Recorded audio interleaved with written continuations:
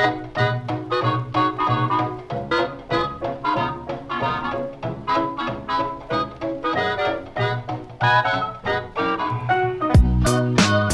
and welcome to Movie Film Studios, a podcast where we watch a bad film, a good film, and discuss why one's good and one's bad. So I'm Isaac.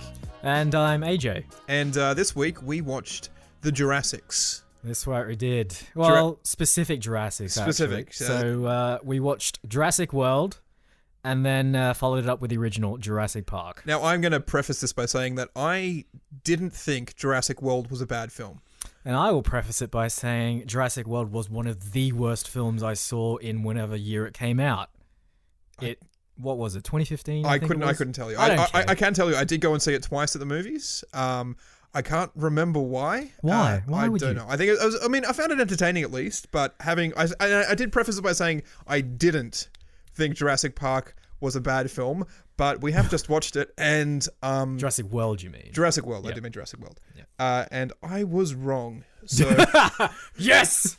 Victory claimed early. All right, good. Okay, I remember seeing Jurassic World. I only saw it once at the cinema, so this is the first time I've seen it since it came out. And it's as terrible now as it was back then. I hated it. And everyone that I told that opinion to looked at me as if I was crazy.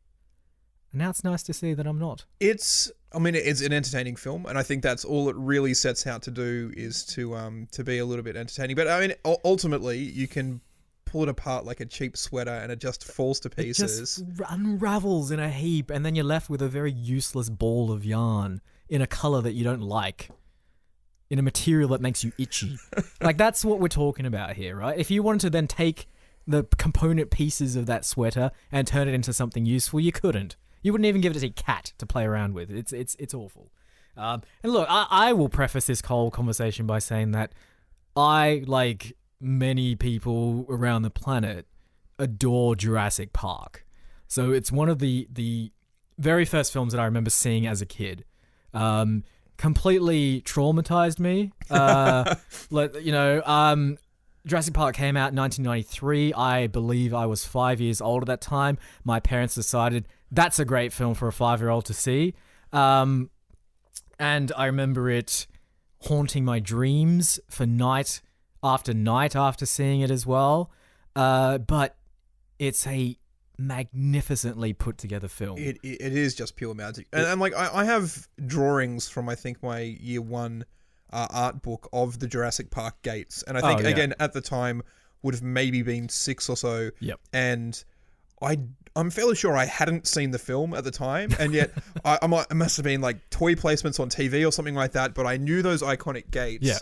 And then obviously years later when I watched the film, it was like everything that it had been cracked up to be. It is a ridiculously good film. And the reason that we do the bad film first is so we have the palate cleanser of the good film. That's right, yeah. And my God, it is a palate cleanser. Look, you may want to convey to the audience how much I was seething, not only during watching Jurassic World, but immediately after we'd finished it as well.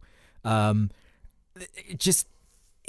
offends me as someone who likes film, how ordinary it is, how none of it makes sense, how none of the characters are well developed at all, how it's full of like really bizarre moments where they're trying to make an ironic point about some Let's weird start thing. there. I think you brought this to my attention in the film, and it is fantastic just how far they miss the mark of the point they're trying to make. There's a moment in the film where discount Jessica Chastain, I forgot her name, Ron Howard's kid. Yes, Dallas Bryce Howard. Yeah, that's the one. Dallas Bryce Howard. Whatever. She's some combination of those 3 words. That's right, yeah. So Howard Bryce Dallas says something along the lines of... it's the Verizon. Yeah, so she says like, the Indominus Rex, sponsored by Verizon. And then I think it was Jake Johnson's character, who, again, you have a lot of problems with. I actually quite like in the film. Says something like, this is your problem. You try and monetize and corporatize it. I'm surprised you don't like let the company name it. Yeah. And the entire film is full of that. Oh my God, the entire film is sponsored by Mercedes, Coca-Cola, the Hilton, Samsung. Yeah. I saw a Starbucks in there as well. And this isn't just like a fun little... Margaritaville. You know, and that too. This is and they're not just like Yeah. little fun cameos or whatever. Like they're legitimately like, oh no, we're going to show you the Mercedes logo right there and show it like it's looking like a car ad. Like, I think that the filmmakers have completely missed the irony of having their customers, Yeah. their characters, diss product placement and corporate integration, and they're using it in the film. It is weird. bizarre. It's really weird. Or they just assumed that by mentioning it in a line in the film, they can then do it. Like Yeah. it's just giving them carte blanche to just say, it's great. Like we mentioned it, therefore we're self-aware. And no, you're not self-aware. You just But the film does a weird thing where it vilifies corporatization and it vilifies militarization in a way that... But then again, we discussed during the film, there's this moment where it's like, the military's bad and you shouldn't like militarize these things. And then the very next scene is these SWAT team gearing up. It's like, look how cool it is to be militarized. And it's just like, what's the message that you're trying to put through here? What are you trying to convey? I don't know. Here's the other thing as well, right? So... how many of the characters in Jurassic World would you say you actually liked and actually cared about enough to survive to the end of the film? So let's put it on the table. Chris Pratt, obviously. Yes. We all love him. I mean, he's just a lovable person, and there are so many flaws with the way his character's presented, but his costume is sick as balls. It's pretty good. Yeah. And I mean, there's moments in here where it's like, the kids are like, your boyfriend's a badass. And it's just like, that's such a crappy moment because we're aware. We as the audience get to decide whether this character is or isn't a badass. We shouldn't be told by the kids. Yeah, exactly. And at that point, the boyfriend thing is a bit strange because that entire relationship is strange and forced. It's bizarre. It is one of the weird things that, But I mean, what's his name? We watched the film like 2 hours ago. Who? Which one? Chris Pratt. What's his character's name? And I'm gonna put it right here. Episode 1. I am horrible with character names in films. I am too. I remember actors for the most part. Yep. But character names. I think it was Owen. And Owen sounds about right. Does he have a lot? No, he probably has a last name. Probably. Again, I'm not going to bother. Owen O'Flattery. O'Flattery. That's his name. So Flats. Flats is his Flats. Yeah, as only known to his friends and his pet dinosaurs as and well. his ex Flats. as well. Dallas Howard Bryce. Yeah, the third. So Flats has a really bizarre relationship with her. They apparently dated once. They went on one date. One date. And she brought an itemized list. And again, we should probably go into how many times they really nail home just how soulless and corporate she is as a person. Every single scene that she's in for the first 45 minutes, the first thing they do is hammer home how she prefers her job over people. She's soulless. She only... she doesn't care about her family or her relationship with her sister or her relationship with her nephews. And like, I mean, you get it once or twice at the start and establish that as a character. Yeah, that's fine. But every scene she's in is just that. And it's always every other character referencing that or telling her that she's like that. As if she's not aware either. Like, as if it's some kind of crazy revelations and she's like, I'm not like that. Surely not. But it's as a result, right? Watching... Okay, so let's go back to the original question, which is, which characters do you actually like in this film? Okay, so Flats. We all kind of like, he's mostly okay. So everyone bought the Flats action figure. Everyone's crazy for Flats. Who else? I mean, you've really got a choice with the brothers who you don't give I don't care about two them. bits about. Their relationship's horrible and... the older one's an asshole. But the thing is, okay, so again, if we're going to touch on the relationship of the brothers, he's an asshole and then he's playful and fun with his little brother, and then he's an asshole and then he's playful and fun with his little brother, and then he dismisses his little brother, and then he is protective of his little brother, and it just... Like, there's no arc. It's like a wave. It goes up and down and up and down, and they can't decide how they want to resolve it or when they want to resolve it. And I just wanted them to die. Honestly, it would have been nice. It would have been nice. It's sort of like, I mean, I get Rogue One did it a couple of years later, where and it's the Game of Thrones thing where you kill your heroes to keep everyone guessing. Yep. But it just felt like you knew who was going to make it and who wasn't. Actually, that's not true because there's the French assistant who trains and you swear that guy is in the film to die. He's a nothing role. Yeah. He's the offsider to Flats. Yep. So what's his name? Omar Sy, I think. I don't remember. Wow. Isn't that an actor? I think so. I can't. I may have actually called him by his real name. didn't make one up for fear of being somewhat insensitive to his cultural heritage, and he's French. Let's just say he's that French. The French guy. Yep. So he hangs around in flats. It sort of talks about how everything's going wrong, I guess. Sometimes. Yeah, I suppose so. And he's there that when Vincent D'Onofrio's character shows up again. I don't remember his name at all because we're just not call important. Him Timothy. Timmy's from the next film. Let's just call him InGen, because essentially that's who he represents. General InGen. General InGen. Yeah. He shows up, and it's essentially Flats is off doing things, and he's like, well, who is this character going to be antagonistic towards if Flats is not here? Let's just give him... Omar Sy. Yeah, Omar Sy. From stage left. Yes, and he's just... And then you swear that character is just there to get mauled by the Indominus Rex or the rogue Velociraptors a little bit later on. Yeah. But he doesn't. He jumps into like a tree log, has a gun, and can sort of blow off the head of the Velociraptor, but they're like, oh no, we need that Velociraptor for a fight scene later on, so exactly. If we agree not to kill you, can you please agree not to kill our Velociraptor? Yeah, like that's a deal you'd make with Velociraptors, I guess. Yeah, I mean, I think the deal was with the scriptwriters. The scriptwriters were talking to the character and the Velociraptor. It's like, we've just a bit of a stalemate. We need you later on. Can we please... Yeah. There was a sort of discussion had there, sort of a contract negotiation. They sat down, hammered out a plan, signed it off, and off they went. Okay, so we agree that Omar Sy, we don't really... there's not really much to like or dislike with him. He's kind of... solid beige. But he's one of those characters, exactly. But when those solid beige characters show up in these sort of creature monster movies, you expect they're there for bait and for food. Yeah. But instead, they just decide to kill so many members of the public. And I mean, you get that. Then there's a British nanny. Let's call her Fran Drescher. No.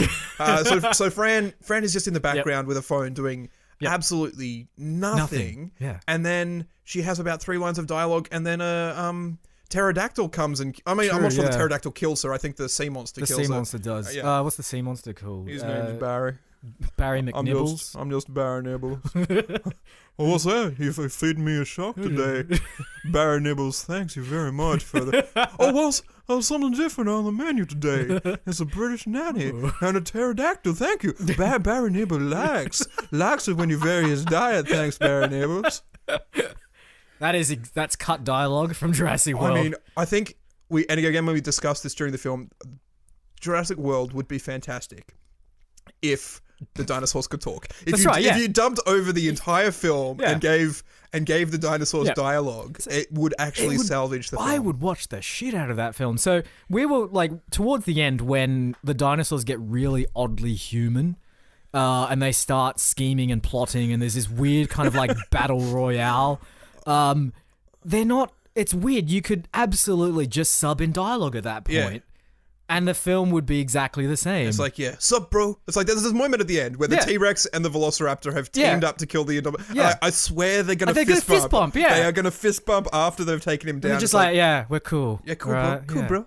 Well, it's like, so you mentioned that to me after we finished watching Jurassic Park, that, and don't know if this is true, someone else go research it, but the T-Rex in Jurassic World has scars. Yeah, scars on its neck that run down the side. In apparent reference to the T-Rex from Jurassic Park. I don't know. I thought it was weird that the scars were there, and I thought it was like, it could potentially be the same T-Rex, but it's never really referenced in a lot of detail. But let's say it is. So essentially that scene at the end is them burying the hatchet.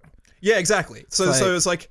like an uneasy truce. Exactly. It's like, oh yeah, you came in the end and killed my bros back in Jurassic Park to save the humans. Hey dude, what was all that about? It's like, well, you were jumping all over my neck, buddy. It's like the Christmas truce of World War I. Exactly. You know, one day a year they shall lay down their arms. That's right. And fight against Barry Nibbles. Right. Man, Barry Nibbles really gets his like moment in the sun. At the end too. he needs a spin-off film. He does. Oh, like it's Blackfish, but this time it's Barry Nibbles. Blackfish 2. The Barry Nibbles story. Would it be like an epic revenge story as well? I don't know how you do it. Like, I mean, again, if we're going back to films from 1993, why not revisit Free Willy? Just a free Barry. I would like. No, actually, I reckon what happened with Free Willy. Barry McNibbles auditioned for the role of Willy, but was turned down. Oh yeah, because he did try to eat the kid at some point. The iconic moment where he's jumping over the wall. Yeah, he's just actually got the kid in his mouth because he's collected him on the way through. It's like, oh, Barry Nibble likes some little kids. And then the director has to come up to Barry Nibbles at the end and go, "Listen, we kind of already cast the kids, and you're gonna have to give him back, and we're gonna have to let you go." Barry Nibble, no like. I would watch that. I think that'd be a fantastic film. It would be. But let's go back to the characters we loved in Jurassic World. So you hated Jake Johnson. So Jake Johnson plays what you described as a hipster comic relief. That's kind of. Yep.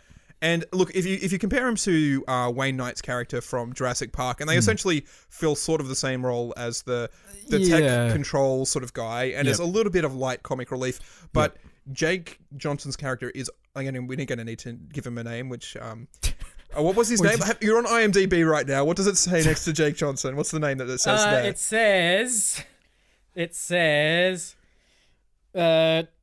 Richard Clayfinger? Richard Clayfinger. Let's just call him Dick Clayfinger. Dick Clayfinger, yeah. So Dickie's got like his toy dinosaurs set up on his control booth, but like as I was saying, Wayne Knight's character is there to push the story forward. He's one of the chains in the chain reaction that leads to the bad events. Dickie Clayfinger is really, he's just there for levity, for a little bit of comic relief in a film that sort of sorely needs it. But it's not comic relief that's earned, right? So it's the kind of levity that only comes about because a group of screenwriters noticed that there was 10% less levity in this screenplay that needed to be there.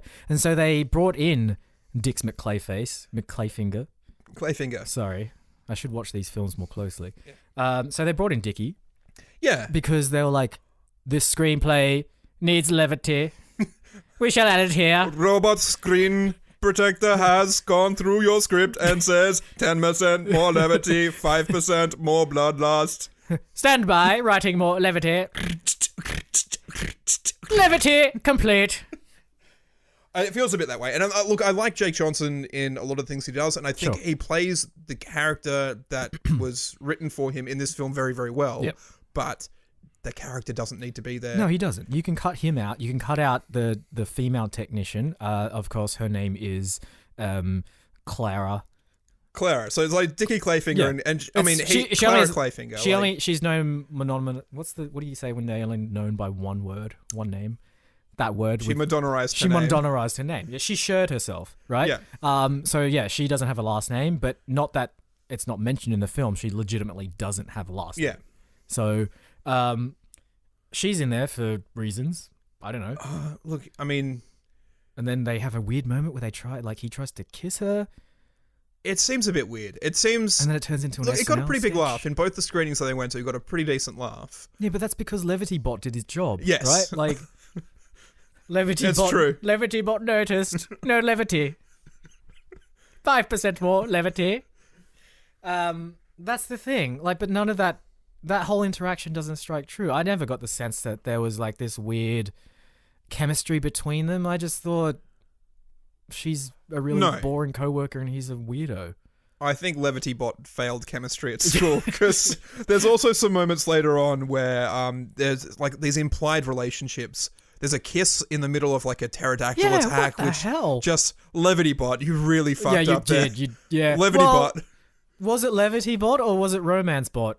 I mean, I think they're two sides of the same coin. Like in the way that Levity Bot's head actually literally flips around to become Romance Bot. Romance Bot. But yeah, I mean, all right. So let's talk about. So we obviously don't like any of the characters, but let's talk about the villain of the piece, I guess, which is the Indominus. Yeah, right? I mean, oh god. Is that its name? That doesn't sound right. I think there might be a K sound, like Indominicus. Indominicus, but yeah. I'm just like, let's say, the Dominant Rex. The Dominant Rex, right, yeah. Yeah, DR for sure. Like Dommy Rex. Yeah, Dom. Hey, Dom. Dom. Sup? So, Dommers, I guess, was the T-Rex from Jurassic Park, but like... I mean, you quite clearly... one of the bigger issues that you raised with me that you hate about the film is that it's just a shell of Jurassic Park. It is. It hits the beats of Jurassic Park without having any of the substance. Yeah. And you can draw parallels to everything. And in terms of DR, he is the T-Rex. His main job is to be a source of fear that escapes and runs loose and causes terror. And in that sense, like, which is fine, but the weird thing that they did with this film was that they just kept giving him more powers. Oh, it's crazy. It's absolutely crazy. He has the ability to lay traps 8 moves in advance. And then he can cloak, and then he can plan and lower his thermal thing so it's not detected on the sensors. Comes up with like weird strategies and gameplays for like trapping humans. Like what? How? What DNA? The DNA of Gary Kasparov is in there, along with DNA of cuttlefish, of T-Rex, of MacGyver. I think he's in there as well at some points.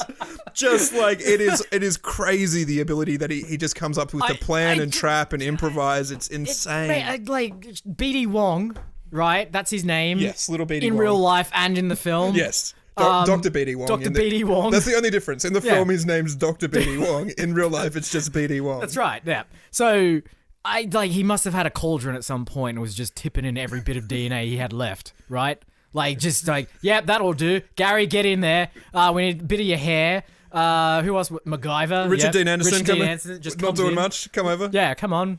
And then they create this thing, and then, like, literally at every point, some new power comes out that this thing has, right? So at the start, it's like lowering his thermal body temperature so it doesn't show up on scanners. Yeah. Which, look, I mean, to be fair, Gary Kasparov's DNA showed up first because before that he had to leave scratches on the wall for no one to notice. So first DR pops out with the Kasparov play. Yes, it's classic. Classic play. Opening move. Yeah, superb. Scratch to wall 4.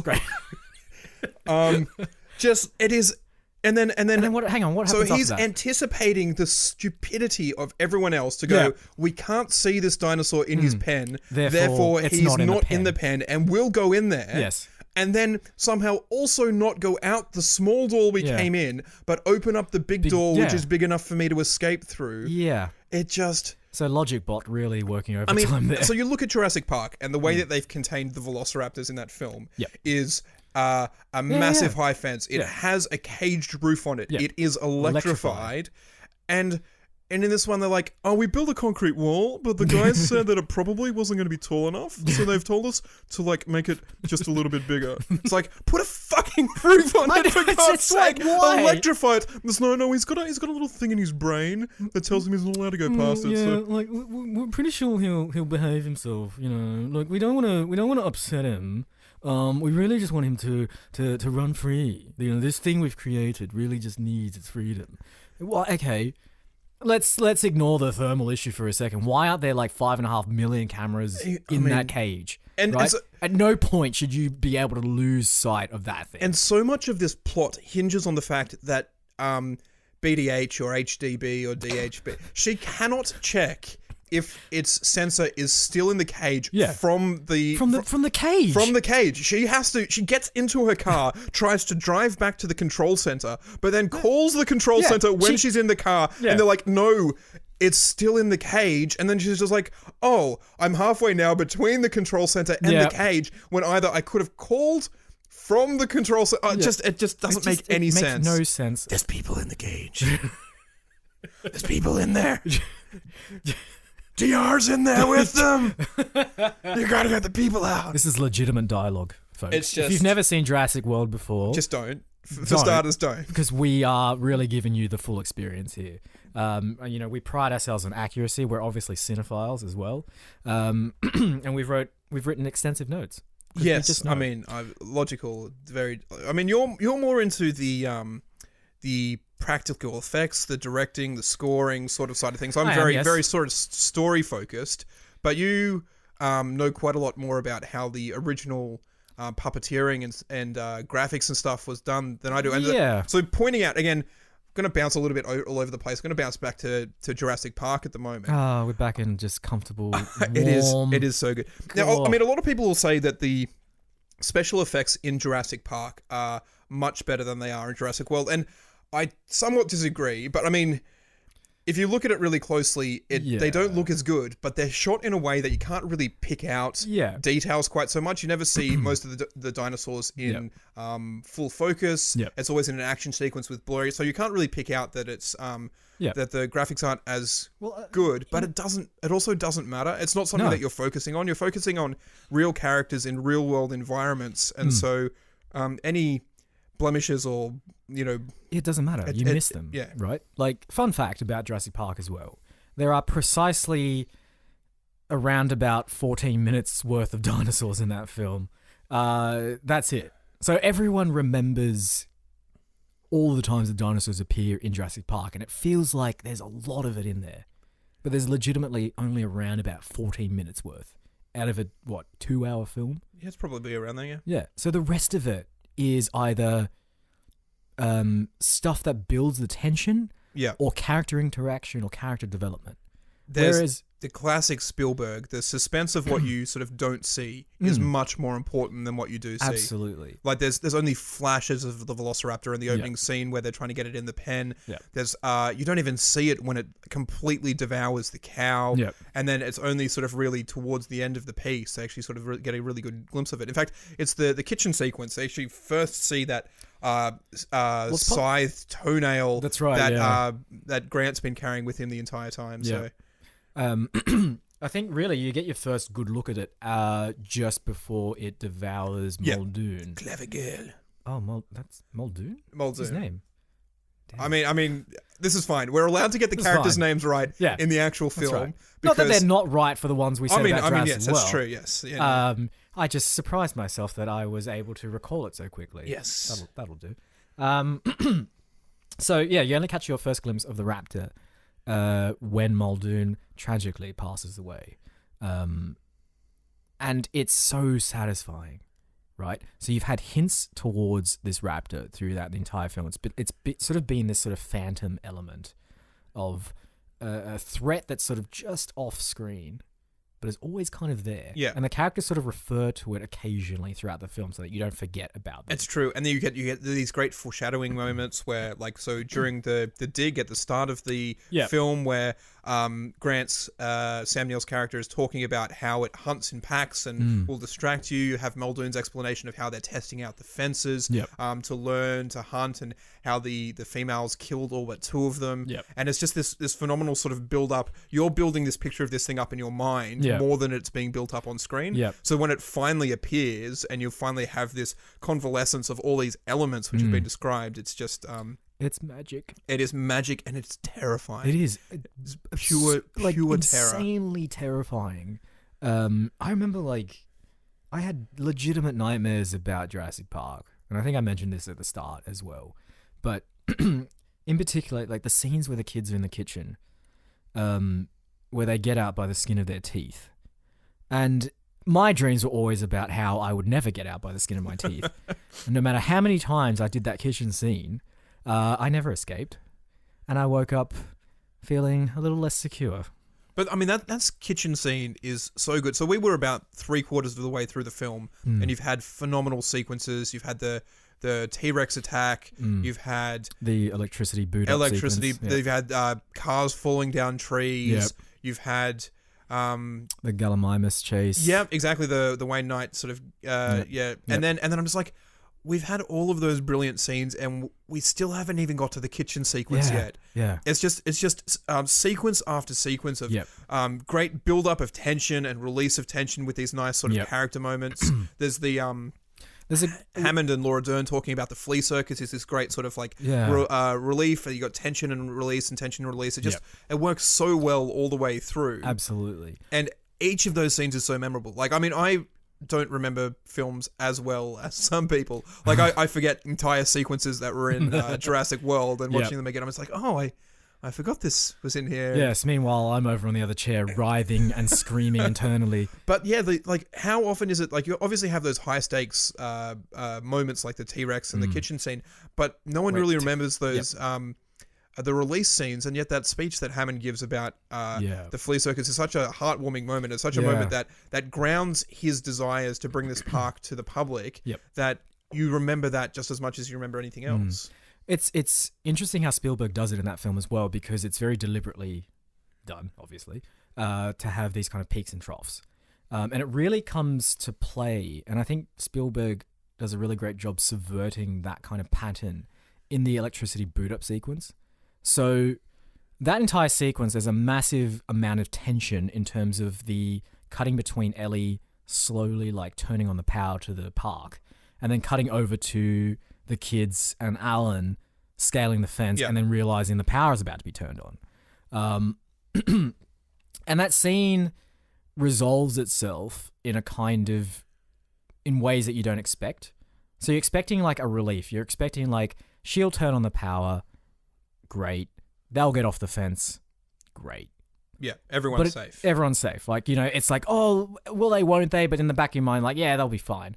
But instead, Spielberg electrocutes the kid. Yeah, kills him. And then sends a raptor after Ellie. So, like, you've just got this weird thing where you just get, like, a massive, massive amount of build-up, then this, like, tiny moment of relief where you're like, oh, great, I'm going to calm down now. And then the second heart attack kicks in immediately afterwards. It's Samuel L. Jackson's arm. That's it's not right. even attached to Samuel L. Jackson anymore. I didn't see that coming.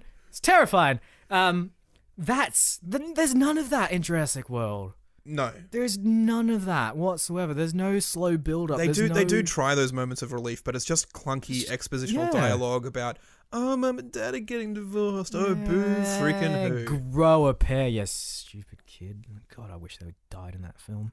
It would have been nice. It would have been like such a change of pace. I would love someone to take this conversation way out of context now. Just like, yeah, we want 2 kids to die grievously.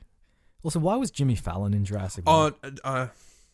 And like for a long time, it was like 4 or 5 cutbacks to that screen of him doing his slapstick goofiness. And I like Jimmy Fallon, I do, but it just seems so. Doesn't seem right. We talked about like how it breaks the fourth wall. Yes, it breaks the reality of the universe. It does. You watch Jurassic Park, and there's really nothing in that would suggest that. Unless you live in Costa Rica. Yeah, it could have happened. Like this thing could have happened back in 1993, and the media didn't get wind of it, and it happened on this tiny little island in the middle of nowhere, and only sort of 4 or 5 people escaped with their lives, and that's it. And so you go, yeah, this could have happened. This could have existed in my universe, in my world. Lost World breaks that by having a T-Rex. Is it Santa Barbara or San Diego? San Diego, yeah. Something like that, where it's storming down the streets, and then Jurassic World just takes it to a new level where there's corporate sponsorship. The world knows that this exists. There's no look. I mean, it has to, again, and then they do things like they add Jimmy Fallon, and he's like, this thing exists in your universe. Yeah. But then at the same time, it can't exist in my universe. It is a horrible breaking of that fourth wall where... I think the worst thing about that Jimmy Fallon bit as well is not only did they have all that footage of him on screen, but then after that ball is destroyed and like Flats and Rice Dallas Byward comes by, you can hear Fallon coming out of the freaking ball. Like, do you want more of a cameo, dude? Like, did you want to play the Indominus Rex as well? Were you like the motion capture guy for it? No, it's Andy Serkis. Of course. Jeez, yeah. Of course. Man, he does such a great job. I mean, gosh. I mean, talk about the salvaging physicality just alone. But how did he like thermally disguise himself? I have no idea. I really don't. I think he is actually part Gary Kasparov, part Richard Dean Anderson. Oh, so maybe that was the second experiment of Jurassic World. Like they said, right, we've done with DR. Let's now make the greatest motion capture actor of all time. So you were saying that some of the original pitches for Jurassic Park 4 did this weird thing where there were hybrid human dinosaur. Go look it up, folks, because some of the crazier plot ideas for Jurassic Park 4 involved military experiments where they crossed dino DNA with human DNA and created really messed up looking mutant dinosaur humans. And there is official concept art somewhere on the internet showing it. And man, it's messed up. Like some bits of that sort of were used in Jurassic World in terms of the military trying to use dinosaurs for their own purposes. But damn, I would have loved to have seen mutant dinosaur hybrid men. Women.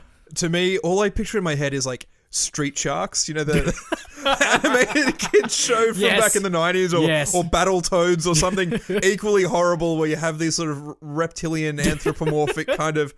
I don't know how it would work in the Jurassic Park universe, but probably not well. I would just love to see, instead of them being more of a mashed up hybrid, I want to see like a mermaid version, essentially, where like a top half is a dinosaur and the bottom half is a human. So you get like a T-Rex, and it would be like proportion to a human. So tiny arms and then just weird human legs afterwards. And then it would just sort of like stumble around aimlessly, not really knowing what it was doing. Yeah, why not? I would watch that. And also our version of Jurassic World where only the dinosaurs talk.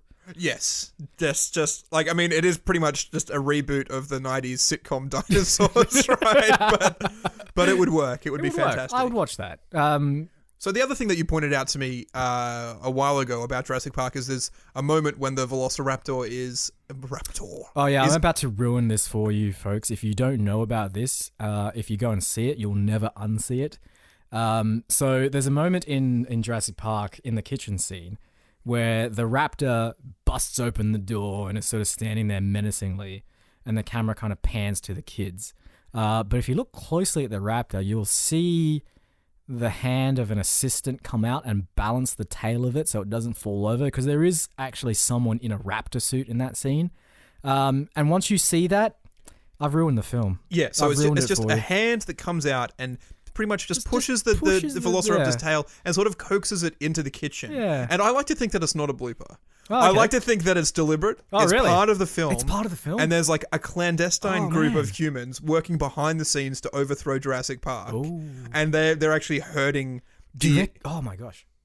General InGen's prequel. It is. Is this his origin story? It is. It's actually... He's time travels. This is the secret thing about Jurassic Park that people don't realize is that the next film is actually linked to the first one. Right. Sort of, it's a cyclical cycle. So there's time travel in Jurassic World 2 that links back to Jurassic Park. And General InGen has sent his super intelligent Velociraptor trainers to the park.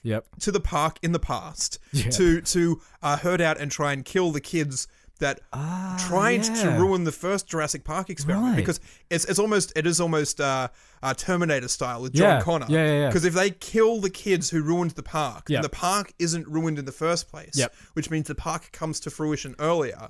And there's Rise of the Jurassic World. Rise of the Jurassic World. Yeah. Oh my gosh. We need to see this. We need Andy Serkis to play every dinosaur as well. Yes. Because it is also a tie-in with Planet of the Apes as well. if that wasn't clear either, they're both cyclical. They're both cyclical. So it's a shared universe. Yes. So we're going Marvel on all this, right? Oh yeah. Right, cool. It's the Jurassic Ape cinematic universe.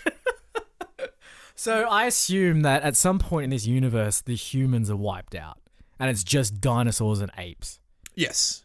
I would so watch this. And again, cyclical, it actually goes back, 65 million years. So 65 million years in the future is exactly the same as 65 million years in the past. Holy crap. Did we evolve from dinosaurs and apes? Both, simultaneously. Both, yes. Yeah. And that's where the lost Jurassic Park 4, where there's hybrid human dinosaurs. That was just a moment in time. It was, So we were still evolving at that point. We hadn't become full humans yet. Still a little bit of dino DNA floating around. DNA. That's right. That would be the tip. That's a cinematic universe that I can get behind. I would get behind that, yeah. So then we'd have to do the Netflix series as well. Oh, of course, the spin-off, right? Yeah. So what would that be about?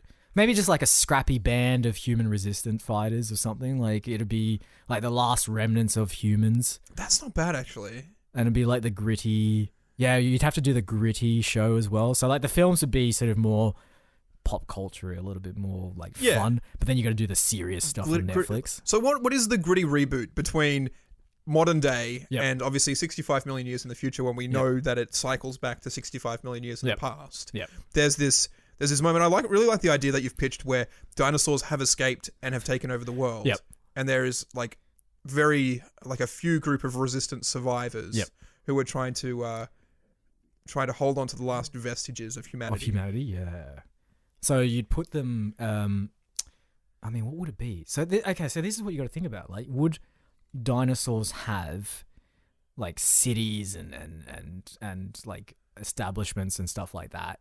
Like, would they have buildings? Would I they don't have, think like- so. I think, I mean, if No? we strip back the intelligence, so Gary Kasparov and Richard Dean Anderson Oh, okay, aren't yep. spliced into the dinosaurs. Yep. And so it's almost as though so there's this thing in the film where they're like, oh, you know, dinosaurs had their chance and Yeah. nature decided to get rid of Yeah, them. yeah. It's not really, I mean, an asteroid hitting the Earth is kind of like really- a cataclysmic event yeah. that the dinosaurs didn't really have a say in. So this is Yeah. almost giving dinosaurs a second chance. Yeah. And seeing how, would they be the dominant species? Would they somehow find a way? Oh, Dinosaurs will find a way. Life finds a way. Life yeah. does find a way. Yeah. To sort of like regain a foothold in the natural world, and Yeah. what would that mean for humanity? Yeah, I would watch that. Netflix series. Directed by Colin Trevorrow. Okay. No. Yeah, you've ruined it now. I You've did ruined ruin it a little bit. I'm sorry. Yeah, I have to say though, this whole idea of dinosaurs possibly becoming the dominant species is legitimately the plot of Super Mario Brothers the movie. Oh god. Which is a fantastic film. But is that? I can't really remember. Is if when they go down the sewers, is that an alternate reality or is that just an underground society? no, it's a parallel universe. Parallel universe. Parallel universe where so essentially I think what happened in Super Mario Brothers is that the asteroid came to New York, of course, and it essentially, when it hit the Earth, instead of destroying the dinosaurs, it actually shoved them into a weird parallel world, and they were trapped there. Right. And through the millions of years of evolution, they eventually evolved into human-esque kind of people. Dennis Hopper kind of. Dennis Hopper with hair ridge with like cornrows, right? Yeah, like sure. that was the costume, I think. And their kind of thing was like, we need to get back to Earth because we're sort of trapped in this weird tiny version of it. This is of course is not just the plot of the movie; it's the plot of the video games, right? It is, absolutely. I'm fairly That's sure exactly- they go into this in great depth. Yeah, that's right. When I played Super Mario Brothers as a kid, I was just like enthralled by the story. What happened? Like, how did these dinosaurs survive? What was the evolutionary chain? Why am I squishing these brown-looking Why- dudes and hitting my head against bricks until yeah, coins come that's out? right, yeah. It's because of asteroids and dinosaurs. It is Oh 'cause yeah, of sure, I asteroids get and it. dinosaurs, yeah. Thanks for Yeah. clarifying. I'm great. So, should we mix Super Mario Brothers into this cinematic universe of ours? Like, is it Planet of the Apes, Jurassic Park, And Jurassic Park. and Super Mario Brothers? Is Yoshi then a blood traitor to the dinosaurs? Ooh. Like, what's his 'cause role there? He kind of gets on with the humans as well. He lets the humans ride on his back. Yeah, Like that's a- weird. Well, I mean, imagine like the. See, that could be the Netflix series, because wouldn't that be the gritty series, the sort of in-depth emotional journey of a dinosaur that doesn't fit in? Yes. That's not like told from the perspective of the dinosaur. Of the dinosaur, yeah. Like Yoshi always knew he wasn't like the other dinosaurs, but he didn't know how different he was. And then it'd just be like a montage of these scenes of him getting beaten up at school, stealing his lunch money, calling him names and derogatory terms, and he'd eventually he'd realize that he didn't belong, and that his true calling was to help the humans. And then they start a brave uprising. So Mario, of course, Yes. starts a brave uprising against the apes and the dinosaurs. But they know it's doomed. Like, they know it's mostly symbolic at this point because there's no one else left. So they make their last stand, and that's how it ends. We're gonna Rogue One this, basically. The main character's gonna die at the end of it. I thought we got like the end of Butch Cassidy and the Sundance Kid, where they charge into battle and it freeze frames. Oh yeah, And all you hear is the sound. Well, instead of Yeah. bullets in this case, it's just like Velociraptor screeching, yeah, and that's bones right. crunching, yeah. and and then DR doing Yeah. his thing, whatever he does. Chatting up raptors or whatever. Barry Nibbles, come on, do a bit of fighting down by the waterside, guys. Barry Nibbles like to get in some action. Water's nice and fresh down here. And no, it's all right, Barry Nibbles. We're going to do most of our fighting over here on the land. Oh, come on down the waterside, guys. I wouldn't mind a bit of fighting down by the waterside. Have you considered digging a channel at all? It's quite nice to have a bit of inland water. Barry Nibbles. Barry Nibbles. He is my favorite character. I'm gonna say it. He's my favorite character of Jurassic World. I mean, there's very little to. You can't hate him. He's the hero, right? Yeah, he defeats. He is. I mean, if you think about hero. it, if he's not there, the old Dom, old Dr. Doesn't like the T-Rex and the Velociraptor. Bud's teaming up, broing out. Yeah. Still can't defeat it. They still need old Barry Nibbles to come in and save the day. Yeah. And he doesn't even get a mention in the credits. I think. No, he doesn't. I mean, that's disgraceful. Yeah. Well, yeah. I mean, is it? I don't want to say whitewashing. Human washing of the credits. They've been doing it for years. It's insane. They've been doing it. It's for disgraceful. years. It's disgraceful. I will say this though about Barry McNibbles. Is that the only DNA that didn't get into Indominus Rex? Is that it just did? Is it just is Barry McNibbles just pissed question. off? Oh? How did a mosquito bite him? Just That's a good point. Oh, Barry Nibbles. I'm just floating on the surface. Oh, Jesus Christ, little mosquito. I was just floating on the top of this water here, enjoying the sunshine. It's so dark in the deep waters down there. And you came along, you bite me? You bite me right on the backside? That's not nice, little mosquito.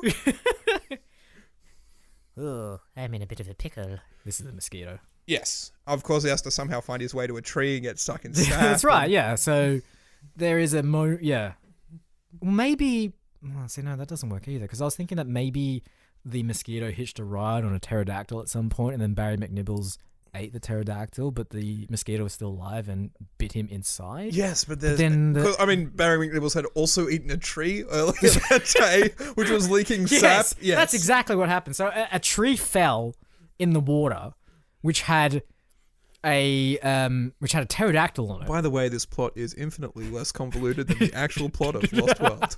This is true. Wait, Jurassic World. Jurassic whatever. World. They're all the Lost they're all Jurassic worlds. World 2, the Lost 3. That was the title. That was the working title. I think they made a mistake not choosing it personally. What was the working title? Sorry. Jurassic the World Lost 3. Oh right, okay, sure. Yeah. I mean, I think that is his official title, and it's just shortened on the posters. Can't really fit it on the posters. I think if you actually use the magnifying glass and zoom in on the posters, All those missing words are actually all there in tiny fine print. It is. Look. Anyway, so Barry McNibbles ate a tree. Ate a tree. He has to eat the tree first. He ate the tree first. Or I was going to say maybe he just did it all in one go. So he ate a tree which had a pterodactyl on it, which had a mosquito on the pterodactyl. So he ate the tree and the pterodactyl and the mosquito. Mosquito bit Barry McNibbles on the inside. Yeah. And then got stuck in amber that was on the tree he ate previously. Yes. And then when Barry... but then we were assuming that Barry McNibble died. He has to die. Obviously, Barry McNibbles is the great ancestor of Barry Nibbles, because Barry Nibbles is just the clone. Yep. And Barry McNibbles is his Scottish ancestor. Okay, so we're going to Attack of the Clones here now. So it's Boba Fett and Dad Fett. I mean, all of the Fett? dinosaurs are clones of dinosaurs from 65 million years ago, right? Yeah. So even even Barry McNibbles has to have come from somewhere. Yeah. Well, I mean, Barry Nibbles came from Barry McNibbles. So, but then it's also future and cyclical and... yeah, it's true. So he's his own father and son. Yes. I mean, genealogically, absolutely. So how would we end this universe? Or would the films just continue? Would it be like the James Bond series and just never end? Yeah, I mean, we just get a new actor to play Barry Nibbles in every subsequent Barry film. Nibbles will return. I mean, they do have to be... We have to be building to something, right? To an Avengers style showdown, or assembling of the team. So we've done an individual film for Barry Nibbles has had his film. DR's had his film. Yoshi's had his film. I mean, and Andy Serkis with the Planet of the Apes had 4 or 5 so films. We would just incorporate the Planet of the Apes trilogy, or however many it is now, as it stands. Yes. So no need to actually redo them. We just no. Yeah. I mean, if you look really closely, there are dinosaurs in the background of almost every scene. Every scene, yeah. I saw them. Why didn't you? Okay, yeah. And so we bring them all together into an Avengers style assembly of the heroes from each individual films. Yep. And then we Rogue One it. We Rogue One it and we just kill them all off. Kill them all off. Yeah. Would it be at the hands of some of the threat, or they just somehow all kill each other? Oh, I don't know. Because is the asteroid from that actually killed the dinosaurs and also forced them all into an alternate dimension in the Mario's universe. Yeah. And is also the video game Asteroids. Yes. Yes. And it's a sentient asteroid as well. Yes. And it wants revenge. Yeah. So somehow, at some point in history, a dinosaur dissed the asteroid. Is it the asteroid that's Ultron or... Yeah, something like that. I mean, it's got to tie back. It has a story. Like, it wants revenge. It wants blood. Like, it's had enough. It travels across universes and across galaxies to finally exact revenge on everyone. On everyone. On everyone. It kills everyone. Exactly. The apes, Andy Serkis, the whatever's left of Gary Kasparov at this point, which is really he's just filling in the blanks in some DNA strands. Yeah, that's exactly right. Is that all he does these days? Yes. He's done with chess. Is that just like, here, take my DNA. I must help dinosaurs plan 16 moves ahead in movies. Otherwise, the plot won't make any sense. Please take the scraping of my cheek swab. Cut out the pieces from my DNA that you need. And he probably should have a Russian accent. Is that what he sounds like? Yeah. Yeah. Are we just assuming that he's Russian? Oh, jeez, man. Kasparov, he's got to be. It's got to be, yeah. Is this racist? I mean, if I tried to do a Russian accent, maybe. The fact that I did a British accent. That's right. Like, or at least my attempt to do a British accent. Official rule for this podcast from now on, British is now the new neutral. So anytime we do a British accent, it's not because we can't do another accent. It's because we want to be neutral. Okay? That's how it's going to be. So, sure. If ever we do a character, or if we do an established actor or director or a character that exists, and we have no chance of actually doing their accent, they will be British. Default to British. We will default to British. Okay. I think that's a nice place to... I think so. Wrap it up.